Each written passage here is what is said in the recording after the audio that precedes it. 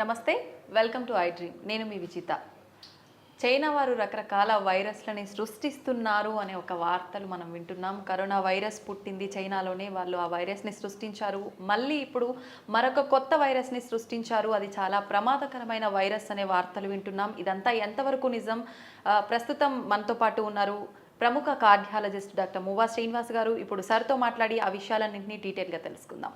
నమస్కారం సార్. నమస్కారం sir, corona వైరస్ని సృష్టించింది, కరోనా పుట్టింది చైనాలోనే అనే వార్త మనం విన్నాం సార్ ఆల్రెడీ. ఇప్పుడు మళ్ళీ ఒక కొత్త వైరస్ని వాళ్ళు సృష్టించారని, అది ఎబోలా వైరస్ కంటే డెడ్లీ వైరస్ అని, చాలా ప్రమాదకరమని వింటున్నాం సార్. ఇదంతా ఎంతవరకు నిజం సార్? ఇది వాళ్ళే చెప్పారండి. వాళ్ళు నేచర్ అనేటటువంటి ఒక మ్యాగజైన్లో చైనా సైంటిస్టులు గొప్పగా మేము దీన్ని సృష్టించాము ఒక వైరస్ని, ఇది ఇంతకు ముందు వరకు కూడా అంటే కరోనా రాకముందు వరకు డెడ్లీ వైరస్ అంటే చాలా ఫాస్ట్గా స్ప్రెడ్ అయ్యి ప్రాణం తీసే వైరస్ ఎబోలా వైరస్ అంటారు. ఎబోలా వైరస్ ఉండేది. ఇన్ఫ్యాక్ట్ దాని మీద మనకి ఒక 10-15 ఏళ్ళ క్రితము ఒక నావెల్స్ కూడా రాశారు. రాబిన్ కుక్ అని మెడికల్ దాని మీద రాస్తాడు, నావెల్స్ రాస్తాడు, మెడికల్ టాపిక్స్ మీద రాస్తాడు అనమాట. అతని నావెల్స్ నుంచి ఇంకా వీరేంద్రనాథ్ గారు ఆల్కొని రాసేవాళ్ళు బేసికలీ. సో ఆయన దీని మీద ఒక కంటేజియన్ అలాగే మొత్తానికి ఒక నావెల్ కూడా రాశాడు. అంటే ఎబోలా వైరస్ అంత ఫాస్ట్గా స్ప్రెడ్ చేస్తుంది, అంత చంపుతుంది అనేటటువంటిది మనకు అందరికి తెలిసిన విషయమే. ఈ చైనా వాళ్ళు ఇప్పుడు క్లాస్ 4 రీసెర్చ్ చేసే ల్యాబ్స్ అని ఒక 12 ల్యాబ్స్ ఉన్నాయండి. అమెరికాలో ఉన్నాయి, యూరోప్లో ఉన్నాయి. వాళ్ళు మోస్ట్ డేంజరస్ వైరసెస్ మీద రీసెర్చ్ చేస్తారు వాళ్ళు. అది మాకు కూడా కావాలి అని వీళ్ళు, అంటే మేము కూడా చేయగలము అని చెప్పుకోవడానికి వాళ్ళు మొదలుపెట్టారు రీసెర్చ్. కోర్స్ దానిలో కొంచెం ఈ వుహాన్ ల్యాబ్లో అమెరికా వాళ్ళ ఫండింగ్ కూడా ఉంది.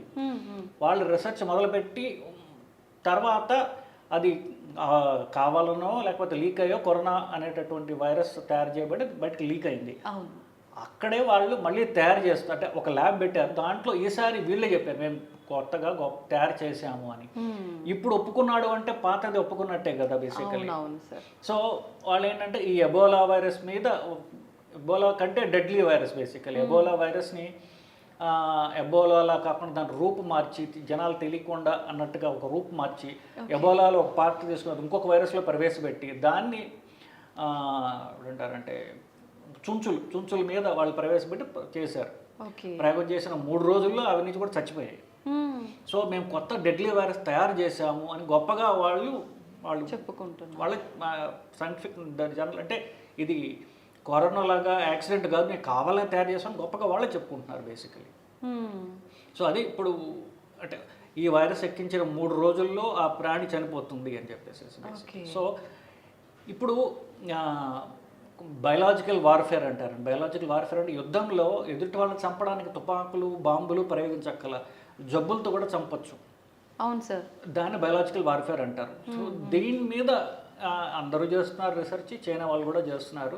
సో ఈ బయలాజికల్ ఇప్పుడు నేను రీసెర్చ్ చేస్తున్నాను అంటే ఆ రీసెర్చ్లో వచ్చినటువంటి అంశాన్ని దేనికి ప్రయోగిస్తాడు అనేది మనం చెప్పలేము. వాడి చేతిలో కత్తి ఉంది, ఆ కత్తితో వాడు మర్డర్ అయినా చేయొచ్చు, ఆపరేషన్ అయినా చేయొచ్చు. నేను చాలా బాధ్యతారహితంగా నేను ఉన్నానని చెప్తున్నాడు.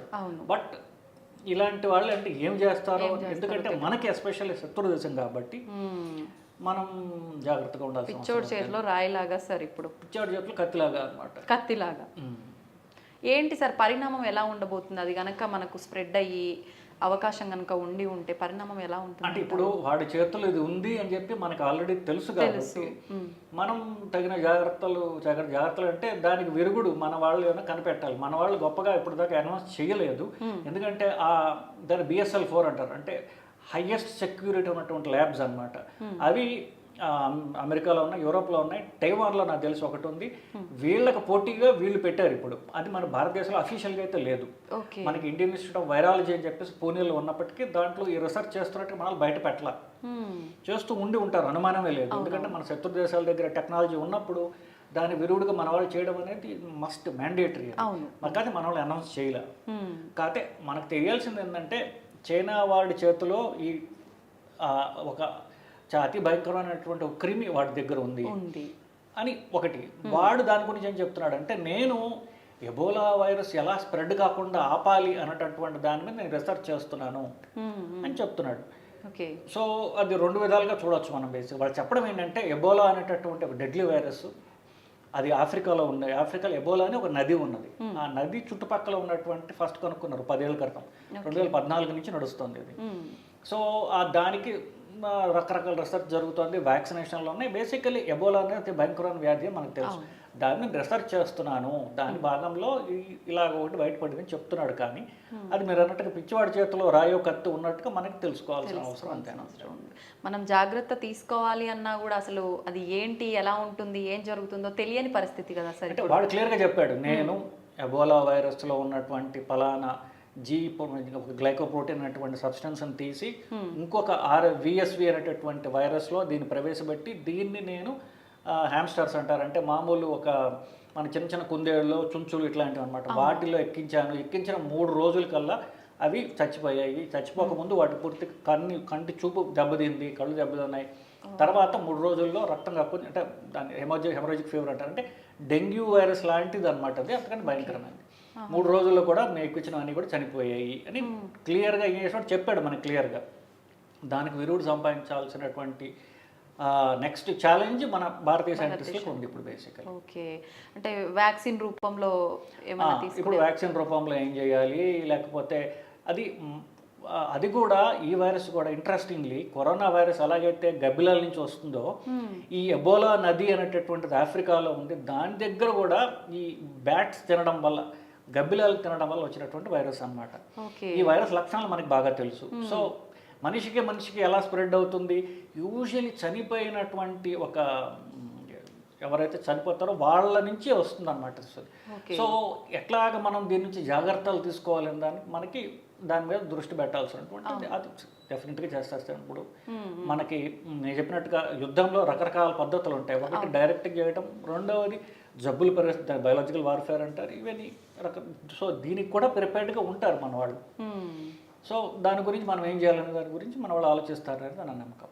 ఓకే, మనకు ఏంటి పరిస్థితి అనేది తెలిసిన తర్వాత దానికి సంబంధించిన వ్యాక్సిన్ మెడిసిన్ వచ్చిన తర్వాత మనం దాన్ని ఫాలో అయిపోవడమే. కానీ ఎబోలాకి సంబంధించిన వ్యాక్సిన్ అయితే ఉందండి ఆల్రెడీ.